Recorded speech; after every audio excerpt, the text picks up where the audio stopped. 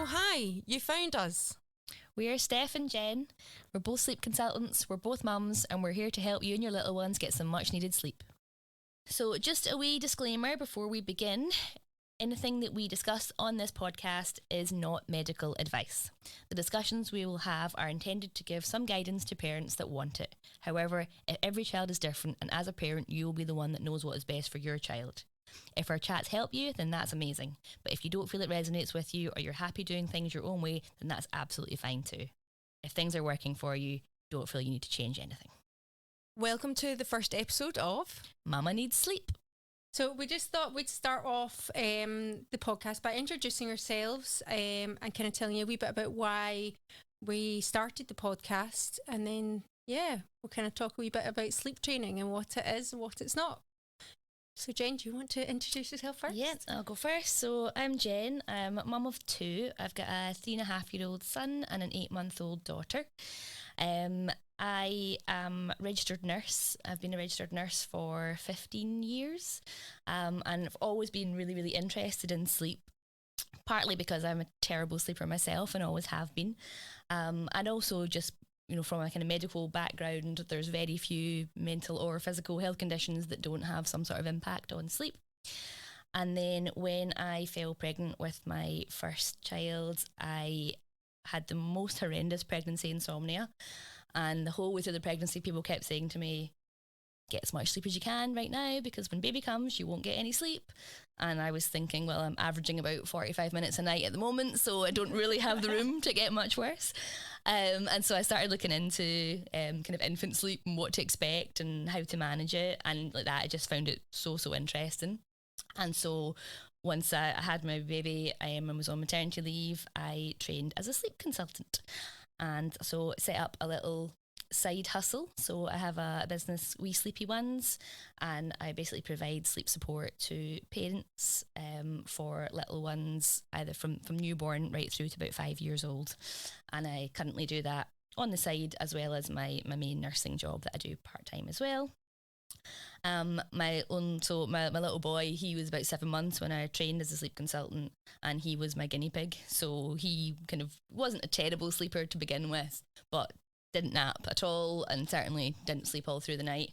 And yeah, it was amazing. Like within literally a few days of just implementing routine and consistency, and he's been a fantastic sleeper ever since. And now I'm trying to work the magic on my little girl as well. So yeah, that's a little bit about me. So I'm Steph, the Glasgow nanny. So I've been a nanny for about 18 years now, working with children families for 18 years. I was kind of the same when I was pregnant with my eldest Jessica, who's 5, almost 6 now. I studied sleep therapy and brain development then, because I was very much like, I love my sleep and I need my children to love their sleep. So yeah, I studied sleep therapy then, and absolutely loved it. And I think I have every single book on sleep that there possibly is, and have read them all cover to cover, because I just love. So we've got the addiction, but the wrong way round. Yeah. So you get too much sleep and I get too little. We're both meet in the middle. Pretty much, yeah. So now I help and support families like all over with their children's sleep, whether that's infant sleep or all the way up into childhood. So we will kind of cover both, or well, the full range of ages in sleep, and a lot of like what we will talk about as well actually can be used with adults. A lot of the same things apply. I've certainly been trying to I've been trying to help my own sleep, and actually I sleep better now that I have kids than I ever did before having kids. So which not many people can say. No. So we set up the podcast. Well, I came to Jen and I was like, Jen, I have this idea. And Jen looked at me as if I was absolutely crazy. Yeah. Couldn't be more out of my comfort zone, but you're here. Yeah. And thank you for doing this with me, because there's no way in hell I could have done this on my own. No, well, thank you for roping me into it, because there's no way I would have done it on my own. Yeah. No. So we've got the perfect team. So we kind of wanted to have a wee chat tonight about what is sleep training and what's not. Yeah, so and I think both of us kind of had that sort of same idea that like sleep training gets a really bad rep. Yeah. And I think it has, even just the word sleep training, really negative connotations. Yeah. And we kind of bonded on the fact that we both provide sleep support. And I think we're both very much on the same page that neither of us are these like scary, strict people that are like, you know, leaving babies to cry and giving parents into trouble if they want to co-sleep. And so I think we kind of want to get that message out that actually, the sleep training's not all bad and scary. And it's not, sleep training is not leaving your baby to cry. It's about like supporting your child through this transition and like actually helping them learn to self-soothe and fall asleep without needing their parent as much. Yeah. Absolutely. One thing that kind of really stood out with me when I was doing my training was that, like, if you are rocking your baby to sleep every night or you're feeding your baby to sleep every night, then when your baby wakes up again at the end of their sleep cycle, that's how they're wanting to fall asleep again. Like they're kind of not being able to. And it's that, like, it's almost like if you ever like fall asleep, you know, watching TV on the couch, and you wake up and you're really disorientated and startled. Yeah. But you're in the same place that you were when you fell asleep. Yeah. And it's still really disorientating. Yeah. So imagine from a baby's point of view, they're maybe falling asleep in mum's arms or feeding, and then they not only wake up having not remembered how they fell asleep, but maybe in a completely different location and on their own and in the dark. And exactly. it can be quite... So sleep training is effectively just allowing your baby to fall asleep in one place, wake up in the same place without as much needed support from the parent. And I think as well, like, it's very much each to their own. So, like, I get a lot of, like, parents come to me and they'll almost sort of start with an apology because they'll be saying something like, oh, I'm feeding my baby to sleep and I know I shouldn't, or, oh, I contact nap and I know I shouldn't. And you're like, no, like, if that works for you, like, that's totally fine. And it's very much, it's not a case of like, if you want to sleep train your child, that automatically means that they have to be in their own room. They have to be sleeping through the night. They have to be, you know, not breastfeeding, or, you know, it's not the case at all. Actually, we can very much adapt the support to whatever the parents want. And it's very much about creating a routine that works for a specific family and their specific wants and their specific baby as well. And because as we've said, like, every child is so uniquely different, and that's what we would want. We don't want a whole army of children who are all the same. Like, life would be so boring if everyone was the same. But absolutely. Every child is different, every family is different, and the way that we both work is that it's like you're actually like working around that family and their needs and their how their baby is, and again, like, if what you're doing with your baby in their sleep, or your children in their sleep, and it's working for you, like, you don't need to change it. And I think that's a big thing, because I think there's so much information out there on how to get your baby to sleep, or how much they should be sleeping, or what routine you should be in. And I think especially maybe like talking more about sort of very young babies, but a new parent, you're already so overwhelmed, you're sleep deprived, and trying to take on board all that information can be so daunting. And also you can constantly feel like you're doing something wrong. And a lot of the time you just want to sort of say to people, do you know what, like, if you're functioning and your baby's functioning, nothing else matters. 100%. I would only ever suggest somebody comes for support when they're not functioning, when it becomes a problem and they need to change something. Whereas if your child maybe doesn't nap, you know, 3 naps a day when they're supposed to for their age, but actually they sleep quite well through the night and they're quite content, and, you know, and that you're happy as a parent, then there's no reason to worry about it or change anything. It's only if, you know, your child is maybe really agitated and stressed because they're not sleeping, and you're up every 20 minutes through the night and not coping anymore, that you're like, right, okay, what can I do to maybe make this better? So if it's working for you, great, and if it's not, then we're here to help. Absolutely. This episode is sponsored by the lovely Wendy McLeod from Strengthen Mums. Strengthen Mums is a fitness business helping to support the wellness journey of mums from early postnatal recovery through to their strength and fitness journey beyond. This is done through restorative and lifestyle programs, and success is achieved through 3 main pillars: strength and fitness, mindset and community. Strengthen Mums is based in the south side of Glasgow, and all information about programs on offer are available over on Wendy's Facebook page, Strengthen Mums. So, shall we have a wee chat about some other sleep misconceptions?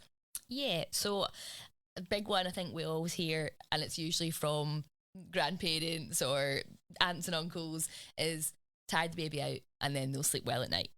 And actually, that usually has the complete opposite effect. Yes. Because what happens is you tire the baby out, you don't notice their sleep cues, cortisol creeps in, and next thing you know, baby doesn't appear sleepy at all, doesn't want to go to bed at bedtime, and then you end up in a vicious cycle, don't you, of wide awake baby, really hard to settle. Yeah. And another sleep misconception that I get quite a lot is that people saying, oh, has your baby started sleeping through the night yet? All of this sort of stuff. So actually, the term sleeping through the night is classed as a 6-hour stretch. So even for a baby who is sleeping through the night, that would still be one wake up during a 12-hour sleep period. Like the kind of statistics show that 62% of babies at 6 months are still waking up multiple times during the night. And by 12 months old, that number only increases to 72%. So it's normal for your baby to wake frequently through the night. Yeah, and I think that is something that people, you know, they hear your friends saying, oh, my baby slept through the night from 3 months old or 3 weeks old, and it almost becomes like a bit of a competition, doesn't it? And like, or if your baby does actually sleep for longer than 6 hours, you're almost like scared to say to people, because you're like, I don't want to be that guy. Exactly. But yeah, like if your baby is sleeping through the night, you're one of those like small percentage of babies who are doing that. It is normal for your baby to wake multiple times during the night. It's not the rule. Yes, exactly. Another one that I get as a breastfeeding counsellor as well, get a lot is, should I give my baby formula? Yeah. Will that help them sleep better? Like if I don't breastfeed them during the night and I give them formula, will they sleep better? Well, actually, like it sometimes like babies will take more formula out of a bottle than they would out of a breast, so they're actually almost overfeeding it. They also need to work, like they can just like down a bottle, whereas like when they're breastfeeding, they're having to like actually send signals and all of that sort of stuff to let a letdown happen. They're digested relatively around the same amount, like ounces per minutes. And like we were saying as well, like studies have shown that actually like babies who have been bottle fed and babies who've been formula fed, there's actually not a big difference in the findings. No, it is. It's very much is a myth. Like there's no actual evidence to suggest that a formula fed baby will sleep better than a breastfed baby. Yep. So yeah, the other one we were going to talk about, sleep regressions. Yeah, one of my most hated terms. We bonded over this at a baby class. Like this was like our like we need to be friends moment when we had this conversation in a baby class. Sleep regressions and meeting developmental milestones. Like sleep regressions are not real. Yeah, so it's a progression. So a sleep regression means a developmental progression. It basically, when your baby is learning a new skill, it's all they want to do is practice that new skill, and it naturally then disturbs their sleep a little bit. Yeah. And also think about it, like you as an adult, like see if you learn to do something new, like you go to bed and you think about it and then you end up like maybe struggling to fall asleep a wee bit, or like it wakes you up in the middle of the night because you're thinking about it.